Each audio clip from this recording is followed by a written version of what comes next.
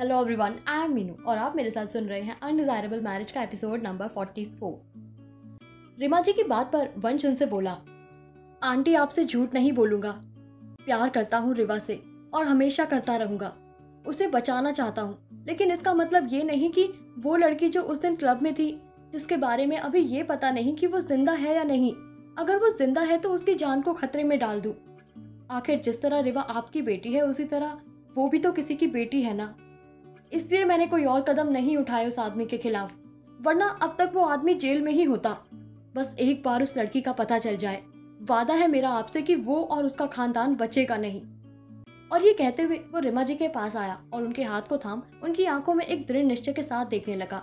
वहीं उसकी बातें सुन रिमा जी की आंखें नम हो गई और वो बोली, अगर तुम दोनों का ये रिश्ता इससे आगे बढ़ता है ना, तो मुझसे ज्यादा खुश कोई नहीं होगा, क्योंकि मेरी बेटी को तुमसे ज्यादा अच्छा इंसान कोई मिल ही नहीं सकता। खुश रहो बेटा। और ये कहते हुए उन्होंने प्यार से वंश के गालों पर हाथ रखा और उसे आशीर्वाद दिया।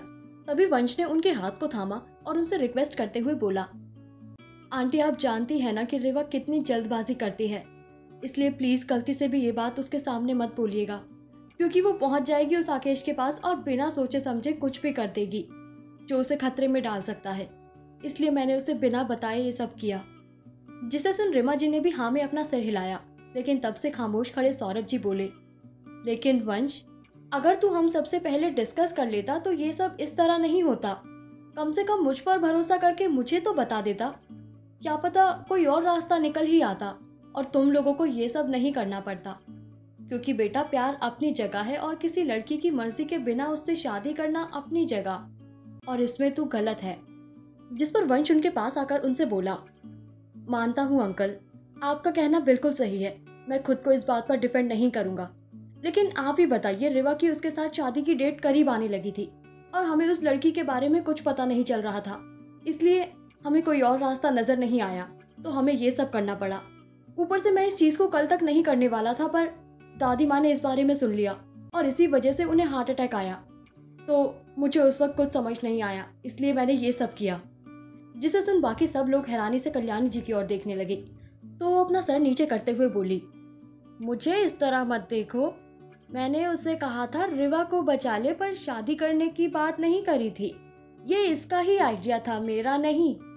और उनके बोलने का तरीका ऐसा था कि सबके चेहरे पर एक मुस्कुराहट आ गई, पर अगले ही पल वो चली भी गई, क्योंकि सबको रिवा के होश ना आने की टेंशन होने लगी।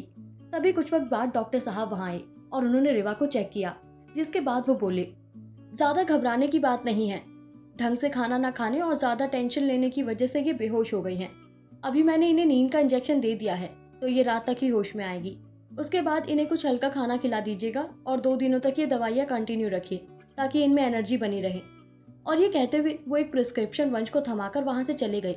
वहीं उनके जाने के बाद काफी वक्त यूं ही बीत गया और लगभग रात का समय होने को आया। रिमा जी और वंशिका रिवा और कल्याणी जी के पास वहीं बैठी रही।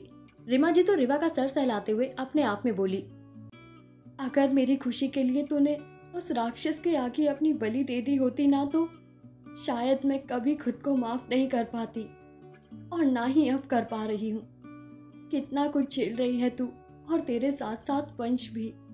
उस बेचारे की गलती क्या है, बस प्यार किया है तुझसे, और तू अब बस नफरत कर रही है उससे, जिसे चाह कर भी मैं मिटा नहीं सकती, क्योंकि वो नहीं चाहता मैं बीच में पड़ूं। और ये सोचते हुए उनकी आंखों से आंसू बह निकले, जिन्हें देख वंशिका उनके हाथ पर हाथ रखते हुए बोली, आंटी ज्यादा टेंशन मत लीजिए, जो होता है ऊपर वाले की मर्जी से ही होता है। उन्होंने इन्हें बंधन में बांधा है तो आगे का भी वही देख लेंगे, और कुछ गलत नहीं होगा, भरोसा रखिए। ये कहते हुए उनके आंसू साफ कर उन्हें मुस्कुराने का इशारा करती है, तो कल्याणी जी भी उसी तरह लेटे हुए उनकी ओर देखते हुए बोली, लाडो बिल्कुल सही कह रही है रिमा, ज्यादा टेंशन मत लो। होना वही है जो खाटू श्याम जी की मर्जी हो। अब उन्होंने इन्हें बंधन में बांधा है तो इस बंधन को टिकाए रखना भी उन्हीं के ऊपर है। उन दोनों की बात सुनकर रिमा जी को थोड़ा अच्छा लगा और वो बस अपना सर हाँ में हिलाते हुए ऊपर की ओर देख हाथ जोड़ते हुए बोली, जो भी है सब खाटू श्याम जी की मर्जी है, उन्हीं के ऊपर छोड़ देते हैं। सही कहा आपने, सोचकर कोई फायदा नहीं, जो होना था वो हो गया। और ये कहकर वो वापस रिवा के सर को सहलाने लगी। वहीं इस तरफ वंश के स्टडी रूम में वंश के साथ दर्श और सौरभ जी दोनों बैठे थे और इस बारे में डिस्कस कर रहे थे। तभी सौरभ जी उससे बोले, तुम टेंशन मत लो, मैं अपने लोगों को भी उस लड़की को ढूंढने में लगाता हूँ। जल्द ही हमें कुछ ना कुछ पता चल जाएगा। बाकी बस तुम अब रिवा का ख्याल रखना और उसे अब गलती से भी कोई तकलीफ मत देना, क्योंकि ऑलरेडी उसने बहुत चीजें झेल ली हैं। तो वंश भी उनकी बात पर हाँ में अपना सर हिलाते हुए बोला, जी अंकल, आप टेंशन मत लीजिए इस बारे में।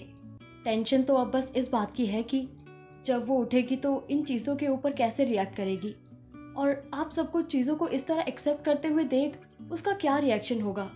ये कहते हुए उसके चेहरे पर टेंशन और डर के भाव साफ देखे जा सकते थे। तभी वंशिका वहां आई और उन सबको देखते हुए बोली, भाभी को होश आ गया है, दादी माँ आप लोगों को वहां बुला रही है, और वहां से चली गई। वहीं उसकी बात पर बाकी सब लोगों ने एक दूसरे की तरफ देखा और कल्याणी जी के कमरे की ओर बढ़ गए। क्या होगा आगे, रिवा कैसे रिएक्ट करेगी, जानने के लिए सुनते रहिए कहानी के आने वाले एपिसोड्स। Thank you.